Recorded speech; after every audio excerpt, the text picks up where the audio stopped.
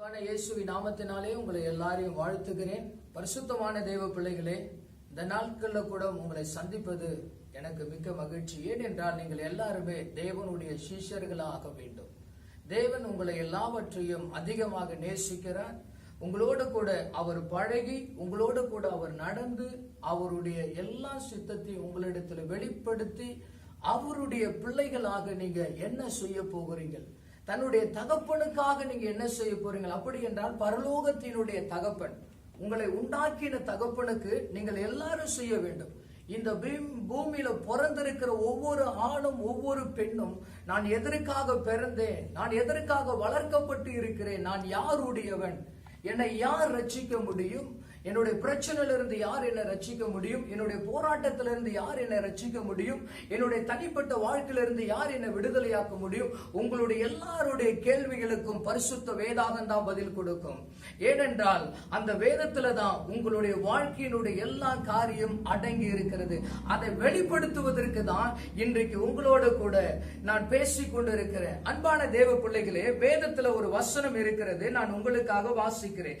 லூக்கா எழுதின அதிகாரம் 9 23 வசனம் இவ்விதமாக சொல்லுகிறது. பின்பு அவர் எல்லாரையும் நோக்கி, ஒருவன் என் பின்னே வர விரும்பினால் அவன் தன்னைத்தான் வெறுத்து தன் சிலுவையை அனுதினமும் எடுத்துக்கொண்டு என்னை பின்பற்ற கடவான். வேதம் சொல்லுகிறது, அனுதினமும் சிலுவையை எடுத்துக்கொண்டு பின்பற்ற வர வேண்டும். அனுதினமும் நீ சாப்பிடுகிறாய், அனுதினமும் நீர் வேலைக்கு போகிறாய், அனுதினமும் நீர் படிக்க போகிறாய், எல்லா காரியத்தையும் நீங்க செய்கிறீங்க. இதை செய்யக்கூடிய பலனை யார் தருகிறார்? இதை செய்யக்கூடிய ஜீவனை யார் உங்களுக்காக கொடுத்தார்? நீங்கள் யாருடையவர்கள் என்று முதலாவது உங்களுக்கு தெரிய வேண்டும்.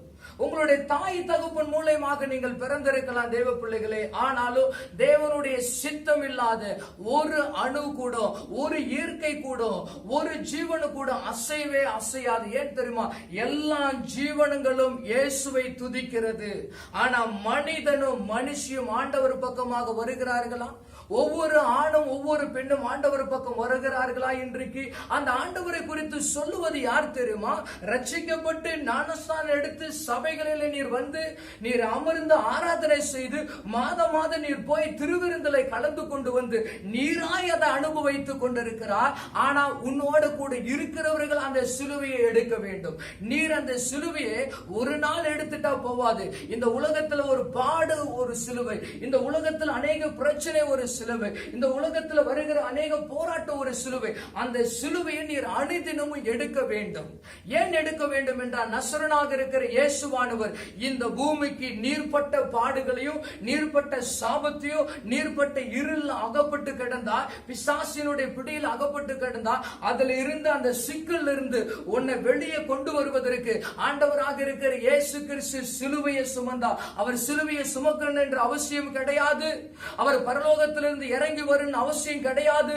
பரலோகத்தில் அவர் ராஜாதி ராஜாவாய் இருந்தார். அந்த ராஜ வஸ்திரத்தை கழட்டி வைத்து விட்டு அந்த ராஜ வம்சத்தில் இருந்து அவர் இந்த பூமிக்கு ஏன் தெரியுமா இறங்கி வந்தார்? நீங்கள் நானும் படுகிற பிரச்சனையில் இருந்து விடுதலை ஆக்க வேண்டும் என்றால் நான் சிலுவையை சுமக்க வேண்டும், நான் ரத்தம் சிந்த வேண்டும், என் பிள்ளைகளுக்காக நான் ரத்தம் சிந்த போகிறேன் என்று பிதாவாக தேவனிடத்திலிருந்து தன்னுடைய அழைப்பை பெற்றுக்கொண்டு அவர் இந்த பூமிக்கு மனித அவதாரம் எடுத்து சிலுவையை சுமந்தார். அந்த சிலுவையை சுமந்த தேவன் தான் சொல்லுகிறாரு, நீர் அனுதினமும் உன்னுடைய சிலுவையை நீர் எடுத்துக்கொண்டு என்னை பின்பற்றி வர வேண்டும். நீங்க பாக்குறீங்க, அதே வசனம் சொல்லுகிறது.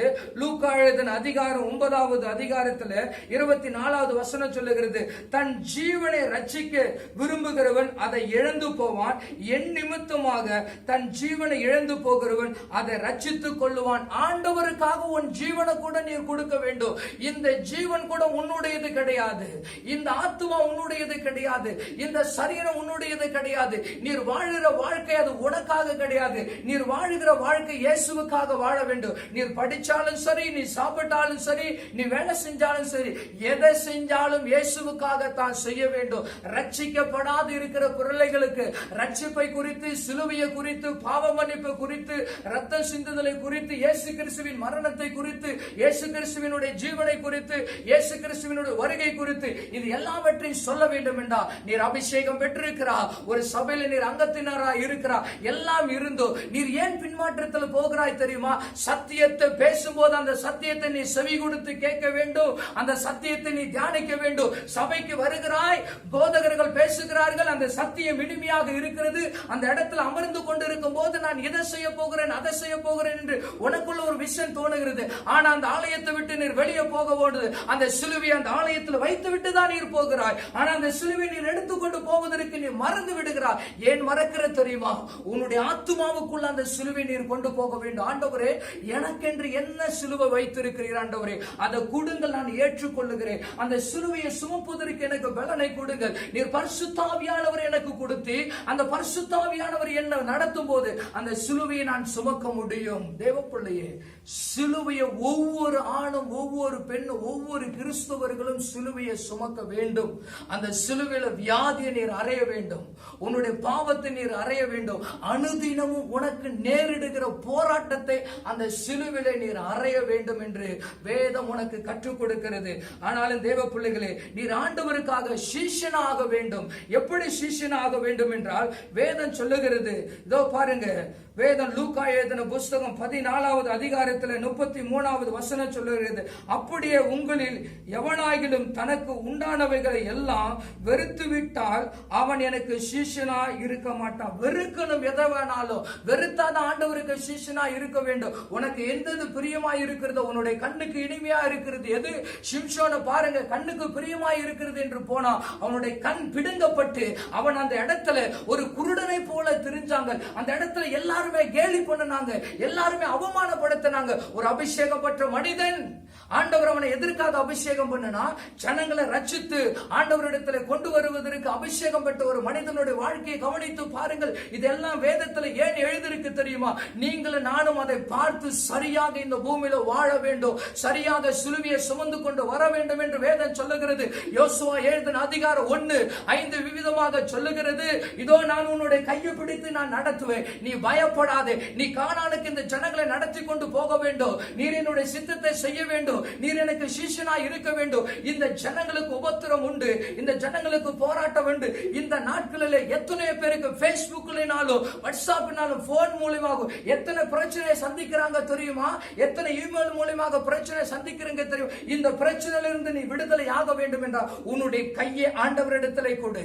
உன் கையை ஆண்டவரிடத்திலே கொடுத்தனா அந்த கையை பிடித்துக் கொண்டு நான் உன்னை நடத்தி கொண்டு நான் போகிறேன், உன்னை எந்த இடத்துக்கு நடத்தி கொண்டு போக வேண்டும். நீ தனிமையா திரிகிற காலத்தை விட்டு ஆண்டவரிடத்துல வந்து, ஆண்டவரே என் கையை நீர் பிடித்து நடத்தும் ஆண்டவரே, நீர் வைத்திருக்கிற சிலுவையை நான் ஏற்றுக்கொள்ளுகிறேன், என் ஜீவனை காட்டில நான் உம்மை நேசிக்கிற ஆண்டவரே, எனக்குரிய வாழ்க்கையை காட்டில் உம்மை நேசிக்கிற ஆண்டவரே, என்னுடைய வாழ்க்கைக்குள்ளே வாரும், என்னுடைய படிப்புக்குள்ள நீர் வாரும், எனக்கு கற்றுக்கொடும் ஆண்டவரே, நான் வேலை செய்கிற இடத்துல கற்றுக்கொடும், நான் செய்கிற ஊழியத்தை எனக்கு கற்றுக்கொடும் ஆண்டவரே, அப்பொழுது ஆண்டவரே நான் ஜெயம் எடுப்பேன் ஆண்டவரே. வேதம் சொல்லுகிறது தேவ பிள்ளைகளே, அனுதினமும் நீ சிலுவையை சுமக்க வேண்டும்.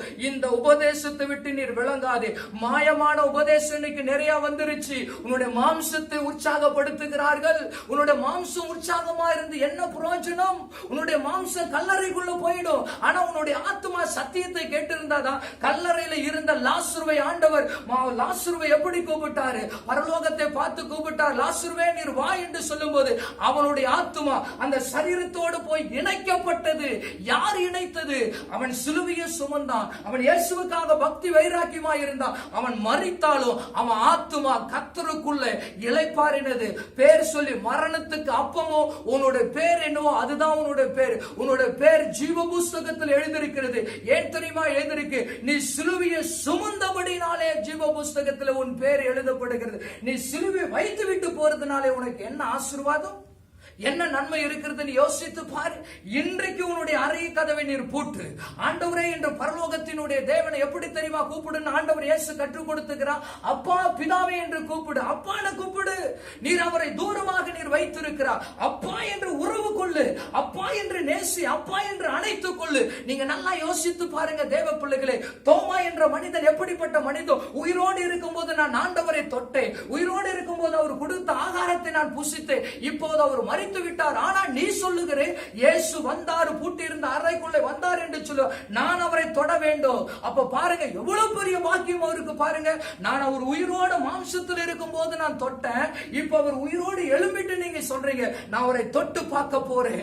ஏனென்றால் அவர் என்ன பெரிய காரியத்துக்குள்ள ஆயத்தப்படுத்தி வைத்திருக்கிறார். அவரை நான் தொட்டுட்டா போதும், அவருடைய எல்லா காரியத்துக்குள்ள அந்த சிலுவையை எடுத்துக்கொண்டு நான் போவேன். நான் போக வேண்டிய தூரம் வெகு தூரம். நீ படிக்கிற இடத்துல நீ சிலுவையை சுமந்து கொண்டு போக வேண்டும்.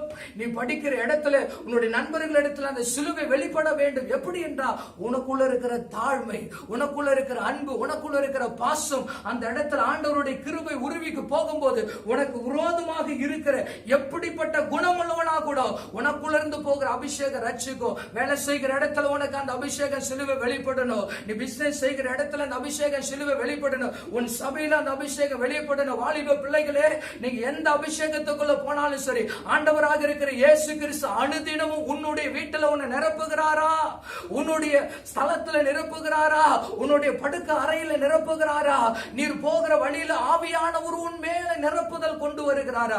நிச்சயமாகவே வேதம் சொல்லுகிறது, அனுதினமும் என் சிலுவையை சுமந்து கொண்டு வருகிறவனே, வருகிற சகோதரியே, வருகிற சகோதரனே, நீர் எனக்கு சிஷ்யனாய் இருப்பாய் என்று கர்த்தர் சொல்லுகிறார். இதோ அருமையான தேவ பிள்ளைகளே, இன்றைக்கு உன்னுடைய இருதயத்தை ஆண்டவர் பக்கமாக திருப்பி அவரை தொடப்பாரு. அவருடைய பிரசன்ன உன்னை அரவணைக்கும். எந்த வியாதியா இருந்தாலும் சரி, எந்த போராட்டமா இருந்தாலும் சரி, கல்லறைக்குள்ள இருந்தவன் வெளியே வரும்போது நீ உயிரோடு இருக்கிறாய், நீ வெளியே வர முடியும். இயேசு நினைத்து விட்டார் நீர் வரணும் என்று. இந்த சத்தியத்தை பார்த்து நீர் இப்பொழுதே மனம் திரும்பு. உன் கண் திறக்கப்படட்டும். இயேசுவின் நாமத்தினாலே உங்களை நான் ஆசீர்வதிக்கிறேன். உங்களுக்காக நான் ஜெபிக்கிறேன். அருமையான ஆண்டவரே, அன்பின் பிதாவே, இதோ உம்முடைய பிள்ளைகள் ஆண்டவரே அந்த சிலுவையை சுமக்க வேண்டிய வாக்கியத்தை கொடுத்ததற்காக சோத்திரம். அந்த சிலுவையை சுமக்கக்கூடிய பலனை தாங்க ஆண்டவரே. அந்த சிலுவில் இருந்து வருகிற ஆசீர்வாதத்தை பார்க்கும்படியாக பலனை தாங்க. அந்த சிலுவில எதை எதை அறையணுமோ அதை அறையும்படியாக பரிசுத்த ஆவியானவர் அவர்களுக்கு உணர்த்துவீராக. அவருடைய குடும்பத்துல நன்மை பெருகட்டும் ஆண்டவரே. வாழ்க்கையில நன்மையை பெருகட்டும் ஆண்டவரே. நஸ்ரனாக இருக்கிற இயேசுவின் நாமத்தினாலே இவர்களை ஆசீர்வதிக்கிற என் ஜீவனுள்ள நல்ல பிதாவே, ஆமென்.